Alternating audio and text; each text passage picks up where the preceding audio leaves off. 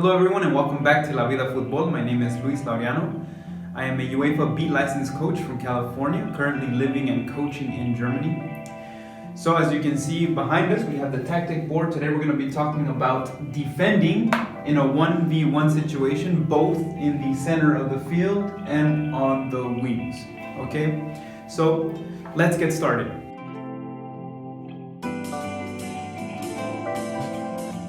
So we're going to start with talking about defending on the wing.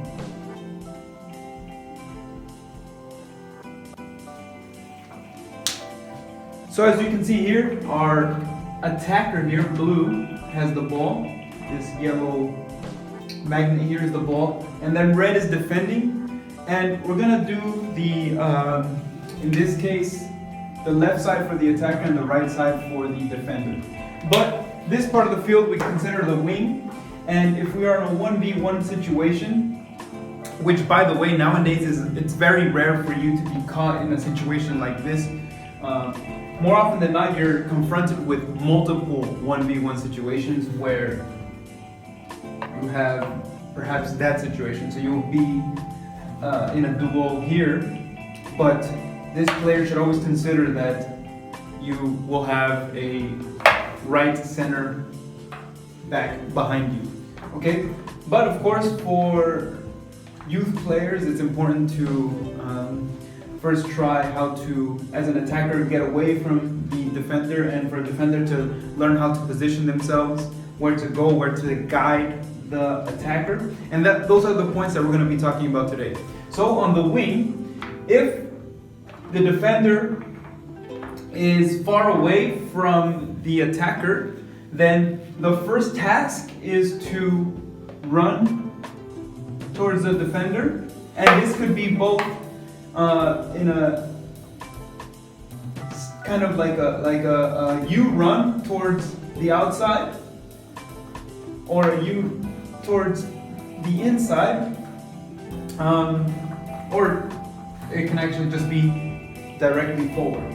Okay, those runs just depend on what your strategy is, and those are the things that we're going to be talking about, the strategies. So if you are far away, then your first thing is to decide, okay, do I want the attacker to go to the inside, or do I want to steer them to the outside? Okay, but if you're far away, the first thing is to get in position where you are somewhere between 5 to 8 meters away from the defender. If you're a youth player, then you would like to be a little bit closer, and then hold that position, and hold that position in a staggered position, meaning that one leg is forward, one leg is back, and you're not frontal to the defender, so more so in a sideways position, like I said, with your feet staggered. Okay, so then that's the position that you want to be in, and the first thing here is that you hold that position, and okay, in this case we're gonna steer the attacker to the outside. Okay, so we're in our position, we're holding the defender, and then as we have our position, then we start getting on the inside, closing the possibility for the attacker to go into the inside. Okay, so then now the option that the attacker has is out. Okay, now in that situation you have an advantage, because now the attacker has you and the line to compete against. Okay, whereas if the attacker goes to the inside and you are beat, then it's important that if you do that, that you have a defender behind you. Okay, but let's go back to the original strategy with taking the defender to the outside.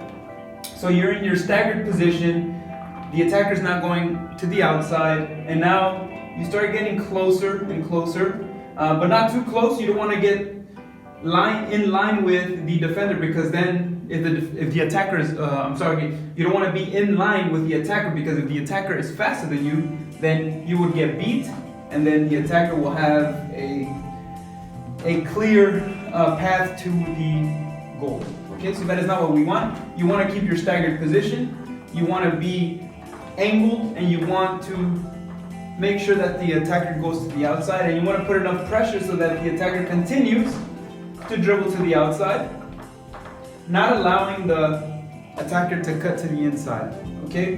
When you're in that position, then you take advantage by number one. If the attacker takes a bad touch, meaning a little bit to the outside, then okay, the ball goes out of bounds. If the attacker takes too far of a touch, or a heavy touch, we should say, and then the ball goes a little too far, then you cut on the inside in front of them to recover the ball. Or if the attacker is going directly at you, hold your position, plant your foot, and keep your eye on the ball to recover the ball. Okay? So then that is if you are starting from a faraway position. If, of course, you have a situation where you are, due to the rhythm of play, you are already close to the defender, then of course you follow the same tips from earlier. You get in a staggered position, don't get too high. Make sure that the option to cut to the inside is not there, and guide and steer the attacker to dribble towards the outside. Okay, so that's the same thing if you are close to the defender. You still want to keep a distance, enough distance for if the first touch of the attacker is long, then you're not too close that you're gonna get beat, but not too far away where the attacker can essentially dribble to the inside. Okay, so make sure to keep your position, and of course the distance is determined by how tall you are, determined by how skilled the attacker is, determined by which foot is the attacker most strong with, and those are some things that you have to consider. Okay, so same points. If you're too close, you're gonna get beat. If you're too far, you're gonna get, the attacker will cut into the inside, which is not what you wanted. And if you're frontal, then the attacker now has two options. So that's why we want to keep our staggered position, angled, and essentially you should be cutting the path between the ball and the goal. Okay, so that's essentially the path that you're trying to first cover with. Okay, so that is us essentially defending from the wing and steering the attacker to the outside. Now let's go back to our situation. So let's say the attacker is a little bit more to the inside, but still in the wing area. You can also decide to go to the inside, but like I mentioned earlier, you always have to consider that, you have to consider if you have a defender to help you behind you, so a teammate, or if you do not. So those things are key points to consider. So if you do have a defender, then steering the defender to the inside, the attacker to the inside, could also work as an advantage to recover the ball and essentially counterattack from recovering the ball. Now, what's important in this situation is that, again, now we do a run, so like a half U run, but more towards the outside, so that the attacker is forced to go into the inside. Okay? And your center back, this is not a 2 versus 1 tactic video, we're doing 1 versus 1, but just a key point if you are a center back, that you are essentially in line with the ball and the goal. Okay, so then essentially that you are covering the goal, okay, as much as you can, of course. But here you want to be somewhere about, like I mentioned earlier, 5 to 8 meters away. You also have to consider that this player is running towards you, and your defender is only there to stall. But that would be a situation where this defender would steer the player to the inside. Okay, so that this player dribbles to the inside, and then one of your center backs recovers the ball. In this case, the right center back. Those are a couple tips there for the wing. Now let's take a look at the center of the field.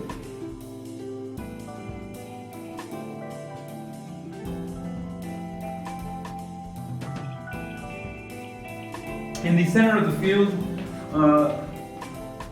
again, a rare situation nowadays. In a soccer match, you will have a 1v1 duel, but you, as an attacker, you will always have, not always, but more often than not, you will have a second defender, or perhaps even a third, that you have to confront after taking one player. Okay, so this is probably more common in youth soccer. So if you're a youth football player, then of course this might be more important for the younger age groups. Okay, or if you are an older player, then this would also be beneficial. But you always have to consider as an attacker that you have a second defender. Okay, but again, we're focused on defending. So as a defender, that is also an important tactic to consider if you have a defender behind you or if you don't. Okay, but if you're far away, so we're going to start off with a distance position. So if you start off in a position where you're far away from the attacker, let's say perhaps your team just cleared the ball, everybody was pushing forward, and the back line stayed back a little bit, and then started pushing up, and then all of a sudden you have a counter attack, and your back line wasn't on the other side of the field, or you guys were a little too slow. Doesn't really matter, but now we're in this position, this situation. So now you're in a far position with respect to where the attacker is. And let's say you don't have any defenders, okay? So the first thing that you want to do, of course, is to be in a position where you are not too close, because if you're too close, then one touch and the attacker is around you, and then they are confronted in a 1v1 with your goalkeeper. So if you're far away, then you want to, of course, push up just a bit, and what you do is you stall. Okay, you stall the attacker so that you have players, teammates to recover. So if you don't have any defenders to help you and it's just you, then you step up, but you leave something, depending on what distance you started off. Let's say you started with 15 meters away from or in front of the attacker, then let's try to reduce that to about 10 meters and then slowly get a little bit closer. But then as you're there, you start stepping back, you're moving backwards, still looking at the attacker, and now you have to make a decision whether you want the attacker to go left or if you want your attacker to go right. Okay? So this is important because now, let's say you have a defender that's coming from your left side, then it would be wise of you to go a little bit angled to the attacker's left side, so that when your defender comes, that they are in a position where, of course, it's advantageous for you both. Okay? So then we go into a position where we are staggered, foot is staggered, not too far out, because if we're too far out, then it's just an easy run for the attacker. But angled enough where the attacker has to run to the outside, and then you can just continue to hold your distance, continue to hold your position, and then, of course, try to look for the mistake. Okay, so then you would guide or steer the attacker to, in this case, our left side, because you have a defender or a second defender to help you in this situation. So that is something to consider, but you can also consider if, let's say, you don't have any defenders coming to help or they're too far away. Then you need to, as a defender, think about and learn from the game. Think about the attacker. Are they stronger going left? Are they stronger going right? Are they left-footed? Are they right-footed? So these are all things or key points that you need to focus on early in the game, so that when you are confronted with this type of situation, you know what are the strengths and the weaknesses of the person that you are defending. Okay, those are things that you need to learn throughout the match. And of course, if the attacker is right-footed and they're weak on their left, then when we push them, we go on the attacker's right side to make them go to the left side, so that now they're forced to use either the inside of their left or the outside of their right. But you have to know that that would be advantageous for you as well if they use the outside of the right, because that would mean that the ball is closer to you. And essentially, if it's closer to you, then theoretically, it would be a little bit easier to defend if the ball is closer to you. Okay? And then, not only that, but if you're in the middle of the field and you steer them to the outside, now they're starting to go away from goal. Okay? So if we take a look, I'll use blue actually. So if we take a look here, if we're in the center of the field and then you are angled there to make them go to the left, now this is their running path here, and then here to go towards goal. Okay? And if you're too far to the outside, then of course that path becomes a little bit easier. So that is something that you need to be careful with. So positioning is important in this type of situation. Okay? So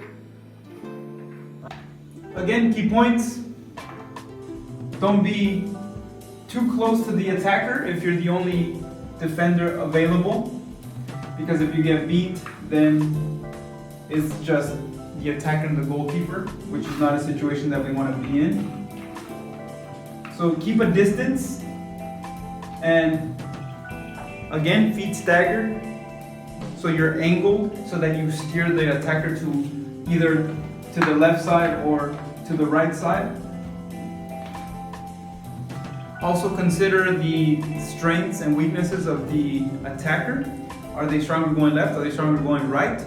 You should also consider if they also have an attacker, for example, coming from the left side, then let's make them go to the other side where they can't use the attacker. Okay, that was actually something that that is very likely. Okay, and if you have a defender that's coming back, then it would be good to also angle the attacker to the inside, or not to the inside, but to the side of where the defender is. The last thing that we haven't talked about yet is if you have your defender there, just like we did on the outside, on the wing, you steer the attacker towards that defender so that the defender can recover the ball, and then boom, counter attack, and then your team is on the front foot again.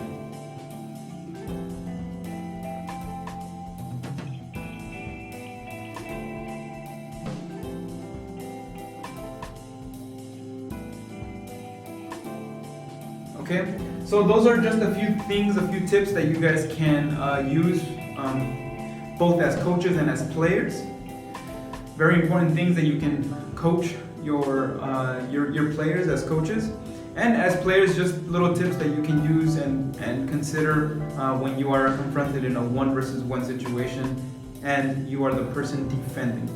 Okay, so that is it for today. I hope you guys enjoyed the video. If you liked the video, hit that like button. If you are new to the channel, hit subscribe, and also turn on your notifications so that every time I come out with a new video, you guys are first to know. And if you have any questions, comments, or concerns, please put that in the comment section below. Thank you guys for watching, and I'll see you guys next time.